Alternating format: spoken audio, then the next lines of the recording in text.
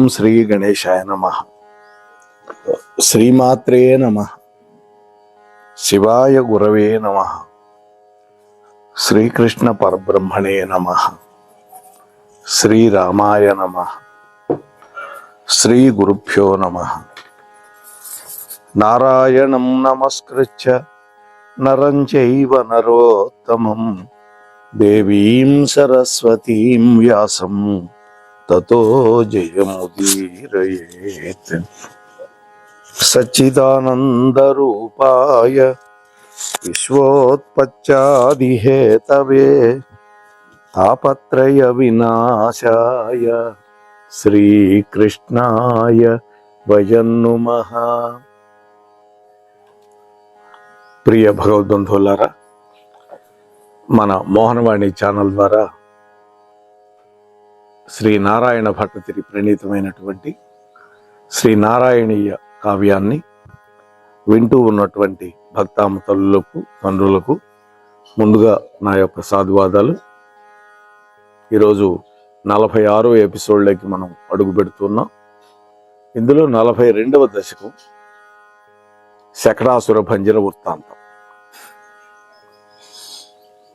వలనొప్పం చిరుబొజ్జ నిండు నటులం పాలిచ్చి మీ అమ్మ నీ తొలి జన్మంబు మహోత్సవమునకు విందుల్ చేసి ఆప్త ద్విజావళి పుణ్యాంగనలందరం పిలిచి సంబాళించుచున్ సందడిన్ తలపింపకొక్కటిగా నిన్ను మరచం వంటింటి గుమ్మములో.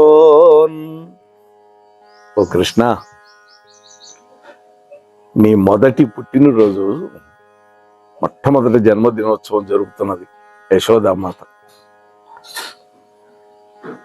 ఆమె ఏం చేసింది ఆ రోజు? గోపికలని, బ్రాహ్మణ పుణ్యస్త్రీలని, బంధువర్గాన్ని అందరినీ పేరంటానికి పిలిచింది. నిన్ను మాత్రం వంటింట్లో విడిచిపెట్టింది. వంట పనిలో మునిగిపోయింది. అప్పుడు నువ్వేం చేశావు? ఆరసి చూచుచుండుడని ఆవిడయచ్చట నిలిపినట్టి కౌమారక బృందముల్ భయ సమంచితమై పొనరించినట్టి హాహారవమేకమై భవదుపాంతమునందు హఠాత్ పరిస్ఫుట దారు చట చటారవము దారుడమై వినిపించెనయ్యడం. ఆ సమయంలో మీ అమ్మ యశోద, కృష్ణ, నిన్ను చూస్తూ ఉండమని నియోగించినటువంటి బాలురు చేసినటువంటి అలజడి, కేకలతో పాటు నీ చేత విరగొట్టబడినటువంటి ఒక బండి యొక్క చటచట ధ్వని వినపడింది. అందరికీ వినపడింది. ఆ ధ్వని వినపడటం వల్ల తొట్రుపాటు చెంది ఆ గోపకులాంగనలు అందరూ కూడా పరుగు పరుగున వచ్చారు. అప్పుడు నీ ఉన్నటువంటి ఆ భవనంలో విరిగిపోయి 4 మూలలకి విరజిమ్మబడి ఉన్నటువంటి ఆ బండి యొక్క ముక్కలన్నీ చూశారు. వాటి నడుమ ఆడుకుంటూ ఉన్నటువంటి నిన్ను చూశారు కదా కృష్ణ. ఇంతట చిన్ని పాపనికి నేమోకో యాపద సంభవించే అంచు ఎంతయు తత్తరించి పలవించుచునందుడు గొల్లలు ద్విజుల్ పొంత యశోద చంకనిడి ముద్దిడ నాడుచున్న జూచి నిన్నింతట నెమ్మదింబడసిరి అశ్రుజలార్ద్ర విలోల నేత్రులయ్యి. ఓ కృష్ణ, ఆ పరిస్థితుల్లో ఉన్నటువంటి నిన్ను చూసి మీ తండ్రి నందుడు, అలాగే ఇతర గోపకులు అందరూ కూడా పరుగు పరుగున వచ్చారు. బ్రాహ్మణులు కూడా వచ్చారు. శిశువునకి ఏమి ప్రమాదం జరిగింది అని వాళ్ళంతా కళవెళపడి యశోద ఎత్తుకున్నటువంటి నిన్ను చూసి కళ్ళ నిండా కన్నీరు నింపుచూ అప్పుడు వాళ్ళు ఊపిరి పీల్చుకున్నారు. అమ్మయ్యా, మా కన్నయ్యకి ఏమీ కాలేదు, బండి మాత్రం విరిగిపోయింది అని వాళ్ళంతా ఊపిరి పీల్చుకున్నారు.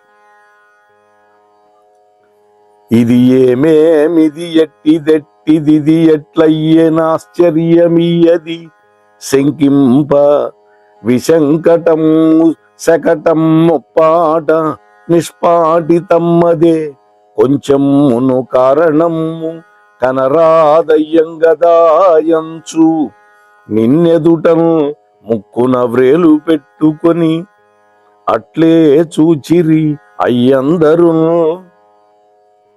ఈ బండి ఎక్కడి నుంచి వచ్చింది, ఎలా విరిగిపోయింది, ఈ విధంగా ఎలా జరిగింది, ఈ బండిని ఎవరు విరక్కొట్టారు, ముక్కలు ముక్కలైపోయి ఉన్నదే, కారణం కనిపించటం లేదే అని ముక్కున వేలు వేసుకొని నిన్ను చూస్తూ నివ్వెరపడిపోయి నిలబడిపోయారు కదా ఆనాడు నీ తండ్రి, గోపకులు, బ్రాహ్మణులు అందరూ కూడా. ఆకట చిక్కి పాకని యాకులుడై తన చిన్ని పాదమేమో కదలించినాడితడు నొయ్యన అయ్యది తాకి వ్రయ్యలై ఈకడ కూలె బండి తిలకించి తినేనటంచు తామేక ముఖముగ పల్కిరి ఎల్లరు గోపడింభకుల్ ప్రభు. ఓ కృష్ణ, పాల కోసం పరుగులు పెడుతూ ఈ కృష్ణుడు కాలెత్తాడు, అంతటా అది తాకి ఈ బండి విరిగి ముక్కల ముక్కలై పడిపోయింది. నేను చూశా అని ఏకగ్రీవంగా అక్కడ ఉన్నటువంటి గోప బాలకులందరూ కూడా నందాదులకు చెప్పారు. వీళ్ళు భయం వల్ల ఏదో చెబుతూ ఉన్నారు. ఈ బాలుర యొక్క మాటలు అతికేటట్టు కనపట్టలేదు.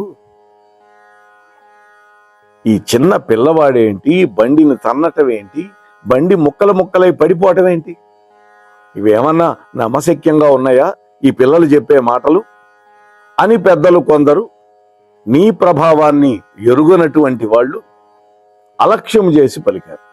అంటే పరమాత్మ మాయ కమ్ముతాడు, తనని తాను మామూలు బాలకుడుగా నిరూపించడానికి చేస్తూ ఉంటాడు. అయితే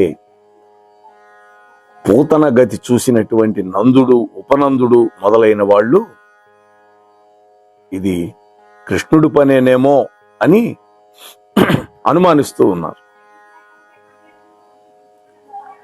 ఇది పవడంబుడంబు హరియుంచు పదం మిటుగంటువోయే నొప్పిదము దొరంగి కందినవి బిడ్డని చేతులు తమి పువ్వులంచు అదిర కృపాతరంగిత హృదంతరలై తరళాక్షులెల్ల నిన్నెదగతించి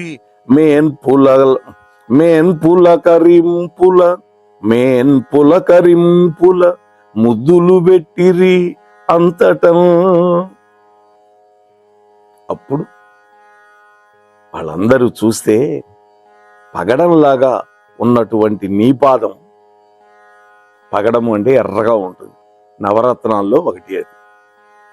అంటే ఆ బండిని తనటం వల్ల పాదం ఎర్రగా కందిపోయింది. ఎందుకంటే నల్లటివాడు కదా కృష్ణుడు, పాదం నల్లగా ఉండదు, పాదం యొక్క అడుగు భాగం ఎప్పుడు కూడా తెల్లగానే ఉంటుంది, మనిషి శరీరం నలుపైనప్పటికీ కూడా.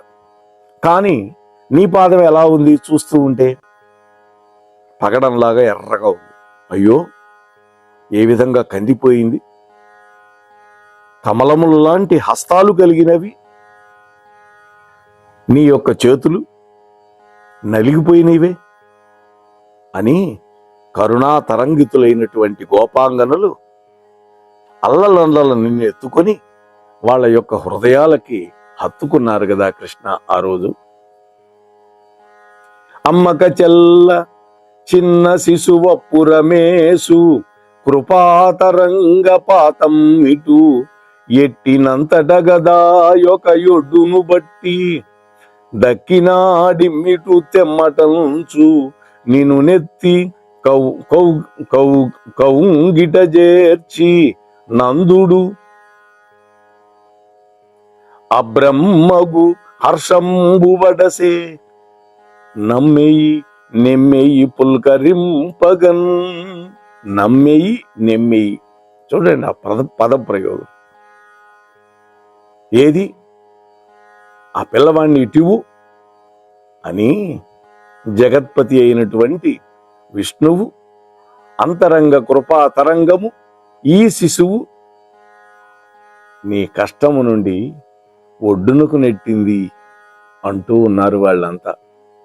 సాక్షాత్తు విష్ణు భగవానుడి యొక్క దయ వల్ల ఈ బిడ్డ మనకు దక్కాడు, లేకపోతే ఏమై ఉండేది అంటూ నీ తండ్రి నందుడు నిన్ను మాటి మాటికి కౌగిలించుకొని పులకించినటువంటి శరీరం కలిగిన వాడయ్యాడు కదా కృష్ణ ఆనాడు. శకటమునందు నక్కి నిను జంపగ దైత్యుడు వచ్చి నీదు కాలిటునటు దాకి కూలెను భళీ యొక్క ఇంత రజమ్ముగాని రేగకయ తమమ్ము మాట మరిగల్గునే కేవల శుద్ధ సత్వరూపకమగు నీ స్వరూపమునవాడు లయించుట నిక్కము ఈశ్వరా. ఓ కృష్ణ, ఆ బండిలో నిగూఢంగా విలీనమై ఉన్నటువంటి ఆ శకటాసురుడు నిన్ను చంపటానికి వచ్చినటువంటి రాక్షసుడు, వాడు ఈ విధంగా నీ చేత చంపబడ్డాడు, నిహతుడైపోయాడు. అయినా కూడా రజోలేశము కూడా, అంటే కొంచెము కూడా పరాగము కూడా లేదు అని ఒక అర్థం. అంటే నీ చేతిలో చావడం వల్ల ఇంచుక కూడా రజోగుణం లేనటువంటి వాడైపోయాడు ఆ శకటాసురుడు. అంటే తమో గుణం మాట వేరే చెప్పాలా, రజోగుణమే లేదు వాడిలో. ఎందుకని? పరమాత్మ యొక్క దివ్యమైనటువంటి పాద స్పర్శకు నోర్చుకున్నాడు వాడు. అందువల్ల